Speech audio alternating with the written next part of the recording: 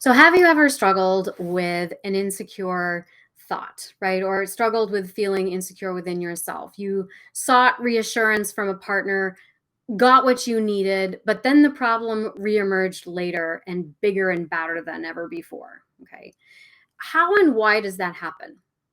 Isn't a willingness to voice your insecurities and ask for what you need supposed to deepen the intimacy in a relationship? Then how come sometimes it only seems to cause more problems?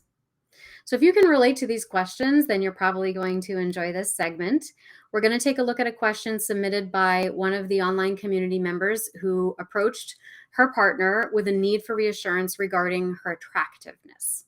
And she was able to receive that reassurance, but it only seemed to transfer her insecurities to her partner. Because later, after a romantic evening, her partner was unable to perform in an intimate situation because now he was plagued with concerns about her hypersensitivity and an overanalysis of his responsiveness to her. So, in deconstructing what went wrong here and where and why, we are going to examine three things.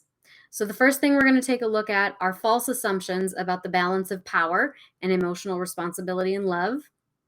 We're going to look at three types of empathy and which ones can cause trouble in love. And we're also going to look at the important role of projection in empathy and how to practice secure forms of empathy. Okay. So by the end of this clip, you will have greater clarity around which concerns can be solved in a reassuring conversation with your partner and which concerns are really about needing to have a deep conversation between you and you. Okay. And you will have a clearer sense of which of these three types of empathy you might be practicing and how best to recognize the ways in which it may both be serving you and depleting you. And we're also going to be able to recognize the value of projection and empathy and have the tools to practice more secure forms of empathy with your partner. So there are a few tidbits in here that you are not going to want to miss. So make sure that you have a pen and paper handy, and I invite you to stick with me until the end. Welcome to my YouTube channel. My name is brianamacwilliam, and I am a licensed and board-certified creative arts therapist, author, and educator with more than 15 years in the field, helping adults struggling with insecure attachment go from self-doubting to self-sovereign so they can attract those soul-shaking, passionate partnerships that they want, without having to talk in circles around their feelings for hours or even years on end with no tangible result. And I do this using a psycho-spiritual approach to creative arts interventions using the MacWilliam method. Today, I'm going to be sharing a clip of a live stream event that took place inside my private Facebook groups, which people can access once they've purchased one of my online courses. If you're interested in finding out if you might have insecure attachment, check out the link in the caption of this video. You'll be able to take an easy 4-question quiz and find out your attachment style, plus a detailed explanation. Now, if you like what you see in here, and you haven't yet, make sure that you like, subscribe, and ring the bell for notifications. I put up videos once or twice a week, and sometimes I will do occasional live streams through my YouTube channel, and I wouldn't want you to miss out. Okay, so let's begin our conversation by looking at the specific question that was submitted. So have you realized that talking about problems might generate more problems than before? I, who am anxiously attached, said to my boyfriend, who's more secure, that sometimes for very silly things I feel sexually rejected, even though I know that he's crazy about me. He listened and insisted, saying that he has always desired me. So in my mind, the situation was solved because I had my reassurance and I was able to move past it. Now, the day afterwards, he had performance anxiety because of this unhealthy cycle in his mind. He was thinking to himself, if I say I'm tired, she'll feel unwanted. I'll hurt her feelings. She won't believe me if I say I do want her. And so afterwards, we talked about these things, but I'm not so sure that my reassuring words got through to his heart. So my guts tell me that I did the right thing in speaking up about how I felt, but maybe I should have phrased it differently. Could I have done to prevent what happened? Is it always going to be that speaking about problems can sometimes cause a problem? Do we have to keep a close eye on this? Okay. So to begin deconstructing this question, I want to start with the false assumptions about the balance of power and emotional responsibility in love. So we'll call this power and emotional responsibility in love. So in a nutshell, in the instant and obvious relief that you experienced proved to your partner the power that his reassurance had over your internal state. Okay. So when he reassured you and instantly you felt relief, he realized, wow, I have a lot of power and control over her and her emotional state. So, and so he becomes aware of the profundity of that responsibility. It's profound. And maybe that made him feel insecure because it's really more power than he should have. But he assumed that he must accept responsibility for that. And that was a boundary in that moment that he failed to draw with you in his own internal space. And so it resulted in making you now inappropriately responsible for his feelings, profoundly responsible for his feelings, right? So you both are giving and taking more power than is really healthy or appropriate in this specific situation, okay? Because it is well-intentioned, right? Because it is well-intentioned, we might mislabel this as empathy, but it's really a form of enmeshment and boundary confusion, okay? And you can see how it actually amplifies a problem and makes it bigger, okay? So I want to break this down even further by answering the more specific questions that you sort of bulleted there at the end. Could I have phrased it differently? Maybe. You might have said something like, I'm struggling with feeling attractive and desirable. Based on everything that you have done and said in this relationship, I know you're crazy about me. So it's confusing to be having these feelings of doubt. Your reassurances are helpful and I so appreciate them. But I'm also aware that this is a conversation that I have to have with my own inner child. And I'm going to make sure to take care of myself and have that conversation so that it doesn't affect our relationship anymore. Okay. So this is a demonstration of allowing yourself to receive what's being offered in the relational space, but still taking ownership and acknowledgement of what is really your responsibility to manage within you. Okay. Now that might have prevented what happened because while you are expressing your feelings and vulnerability openly, and at the same time warmly receiving what he wants to give you, you're still not making him entirely responsible for fixing it for you, right? You're not all that dependent on his reassurances. You receive them and you are warmed by them and you are responsive to them, but it's not going to completely fix it for you, right? And it's important that we make that distinction known. Is it bad that this happened? The fact that it happened isn't bad. In fact, it may be something that happens so that you could recognize this as a tendency to be addressed internally as much as externally for both of you. It may have happened so that both of you could become more and more masterful and skillful around your awareness of how to share emotional responsibility in a relationship, right? To become aware of what is yours to take on and what is not. And those are very powerful, soulful lessons to learn, right? So it's not bad. It is a learning opportunity. Is it always good to speak about problems? I honestly believe that depends on the nature of the problem and what is truly required to work through it. I think choosing to speak about an insecurity or not depends upon the nature of the insecurity. So we are all both autonomous and interdependent beings, and we can make choices about what belongs in our private internal spaces versus what belongs in the shared space. And so everybody's going to have their own unique wants, needs, desires, and intentions or dimensions of compatibility when it comes to how much they want to use the shared connection to solve internal problems. Okay. So this will vary from person to person, and there's no blanket rule about it. These points of compatibility, these dimensions of compatibility, I believe, can really only be discerned on a case-by-case basis by exploring the varieties of life and specific situations like this when and where you become aware of each other's edges, right? The energetic boundaries of this specific issue in this specific case, right? Now, how and why that happens is what I'd really like to explore next. Okay. And we're going to talk about this in terms of 3 types of empathy. But before I jump into that, I just want to ask if this is landing with you, if you've ever noticed this in your experience, that you bring up a problem and it actually, instead of solving the problem, it winds up creating more problems for you. Hi, Ava. Hi, Vanessa. Hi, Verena. Hi, Thomas. Hi, Tiana. Hi, Ginny. Hi.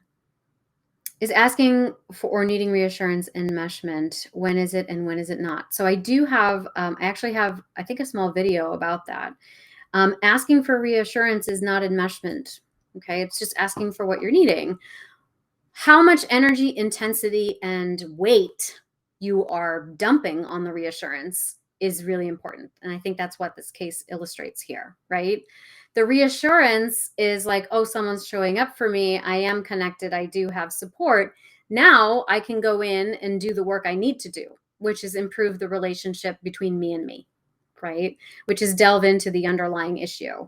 Because sometimes reassurances are a band-aid. Okay, we're just looking for a band-aid for something that we're not quite ready to face for ourselves. And that's okay. You may be at a place in your process where you need a band-aid, right?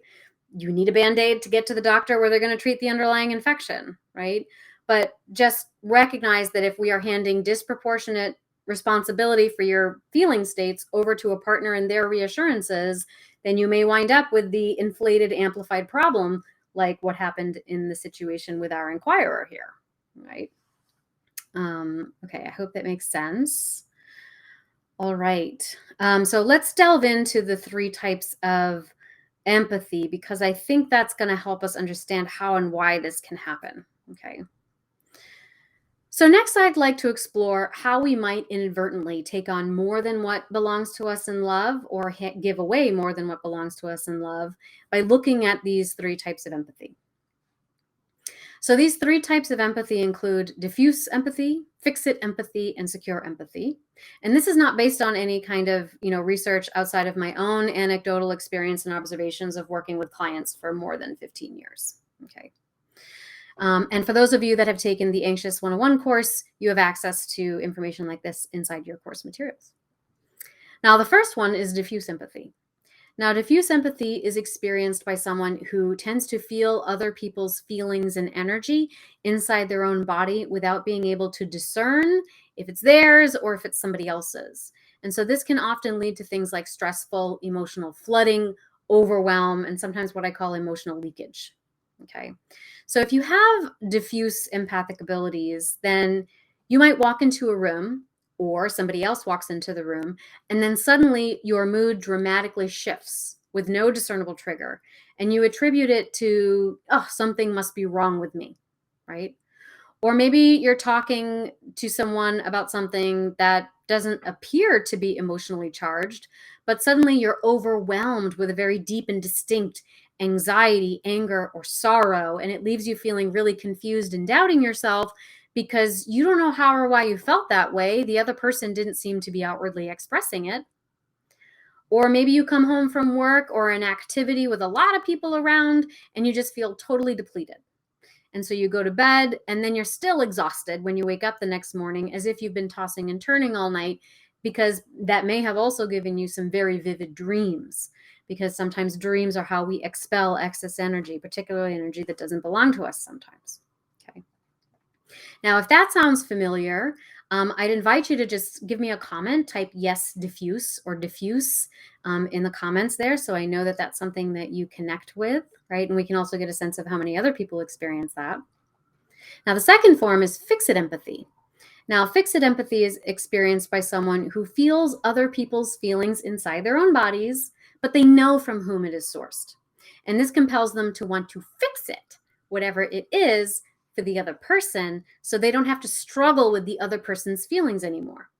So they often feel a need to do this because they struggle to be still with and sort through their own feelings like that. Okay.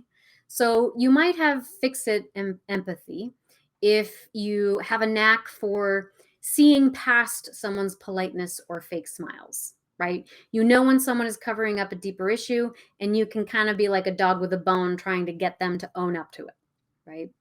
You can read micro expressions, body language, and verbal intonation like nobody else's business. And that can kind of preemptively lead you to sense the way that someone is going to react to something. And that can lead to things like micromanaging situations in order to avoid some kind of anticipated conflict, right? When someone walks into the room, maybe you sense how they feel to you before you regard the way they want to present themselves to you, right? So you usually have a pretty accurate gut feeling or sense about people, and it can drive you a little bit, crazy if they refuse to recognize within themselves what you already know is there, right? Now, if the fix it empathy sounds familiar to you, just type a yes, fix it, or fix it in the comments there, and I'll know that it's resonating. And also, we can see how many other people experience that as well. Then we have the third one, which I'm going to refer to as secure empathy. So this is someone who can sense other people's emotions, maybe even inside their own bodies. They are aware of from whom it's coming from or where it's coming from, but they're able to be present with their own emotions that get called up in response. And they can create boundaries around both emotional experiences almost within themselves so that they can be fully present with the other person's feelings and the other person and their own, rather than getting overwhelmed by them or needing to get rid of those feelings or fix them. Okay.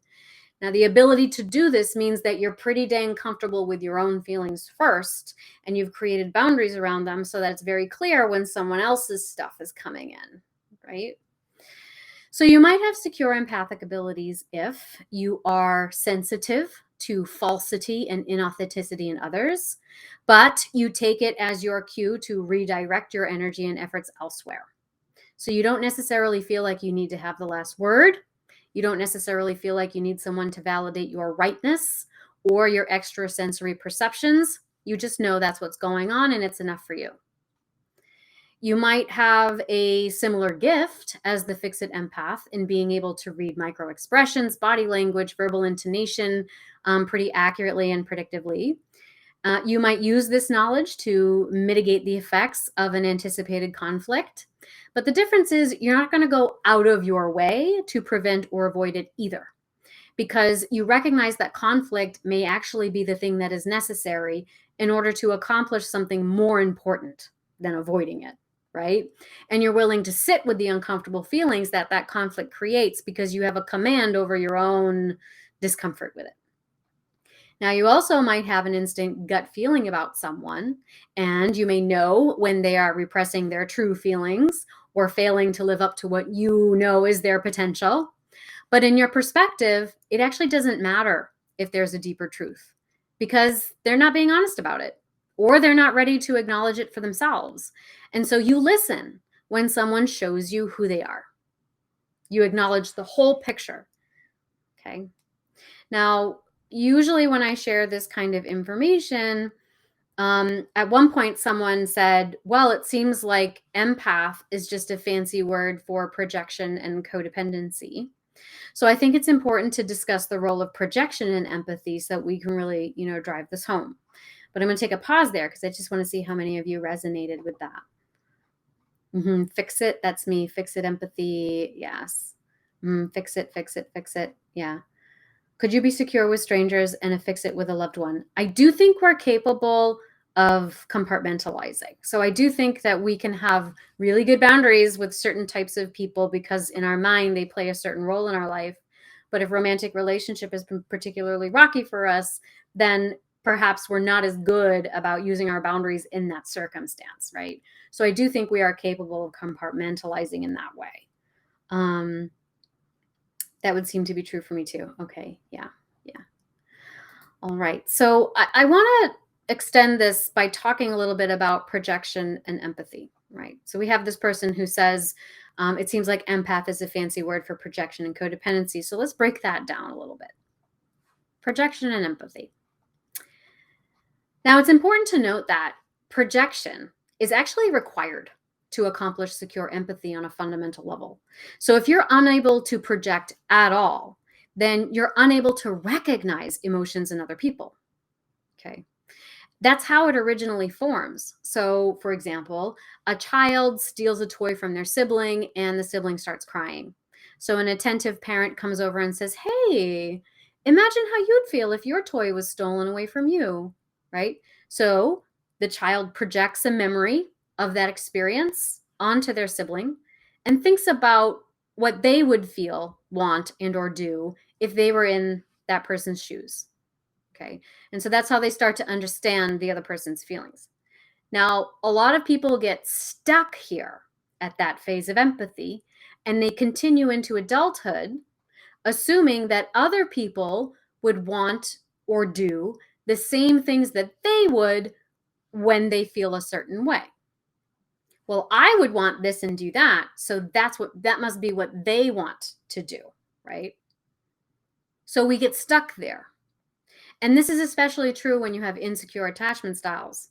So, for example, an anxious child might want to be hugged or cooed when upset. So, that child grows up to be an open hearted partner who assumes that when their more avoidant Rolling Stone partner is upset, they want to be hugged and cooed, right? Or verbally soothed. But then they're confused when their partner instead feels patronized or smothered and pushes them away. So, empathy evolves into this, let's say, a more mature or well boundaried form when over time you allow those projections to assume a more nuanced quality to them and you start experiencing what's called vicarious empathy. So this is understanding the emotion that you have projected now from within the other person's experience and perspective instead of your own. So instead of trying to hug and soothe the Rolling Stone partner, the open hearted lover might instead realize, oh, when they feel upset, I can connect with the upset feeling, but I understand that in their filter for reality, they prefer to be alone when upset. And even though that would feel perhaps unnatural to the open heart, they're going to give their partner that time and space to process their feelings in the way that they prefer, right? And it might feel uncomfortable because they don't want their partner to be upset, but the secure empath will create a boundary line around that experience and understand that the discomfort that they are feeling is a response to their own emotional needs being stimulated in relationship to whatever the partner is experiencing, right? So that's more or less what I'm calling secure empathy. Now, codependency, I would say, is probably something closer to the fix-it empath. So they experience a type of merger with someone and they over-identify with that person's experience.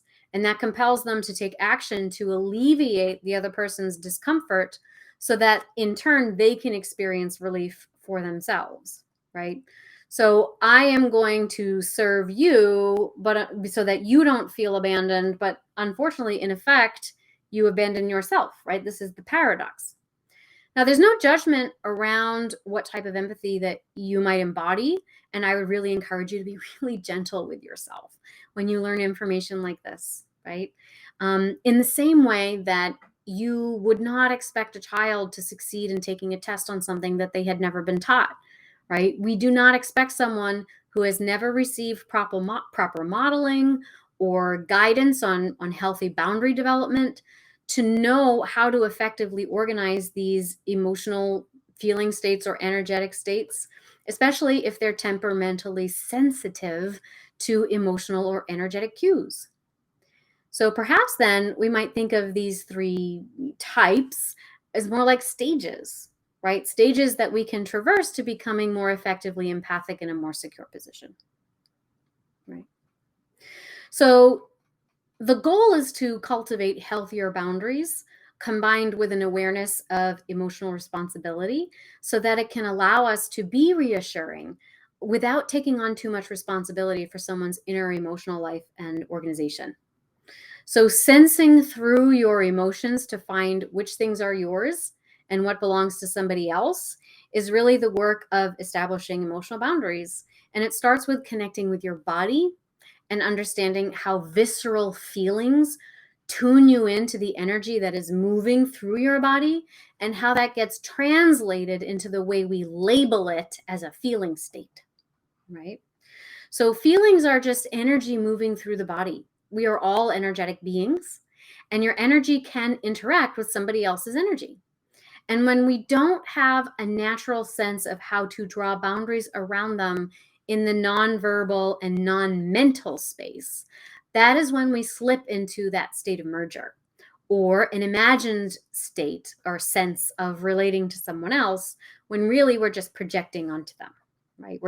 We're projecting, but we haven't quite evolved into that more mature, integrated sense of vicarious empathy. Now, additionally, sometimes people, they're not going to validate or affirm what you know you're feeling from them. But that doesn't mean that you're not feeling it from them. It just means that they're not willing to acknowledge it. And if you don't feel secure in your sense of self and knowing your boundaries and knowing when you're feeling somebody else's stuff and not your own, it can be kind of crazy making for sure. So a deep sense of trust and self-knowing, I believe, is really your only defense against it, which is why, with the MacWilliam method and the arts-based experientials and cognitive reframing and body activation, that's why we're making that the focus, because that is from whence it's all going to stem, right? So I would invite you to really play with this, delve into your experiential exercises. I also have a video on my YouTube channel, Art Therapy Techniques and Tools for Secure Attachment, which you might enjoy. And I have a course called Personal Boundaries in Love, where we use experiential exercises to really sift and sort through your experiences to become aware of your boundaries, right? So if this is resonating with you or landing with you, please give me a comment there or a little thumbs up, and I know that we are right on track, and maybe we can delve into more topics like this in the future.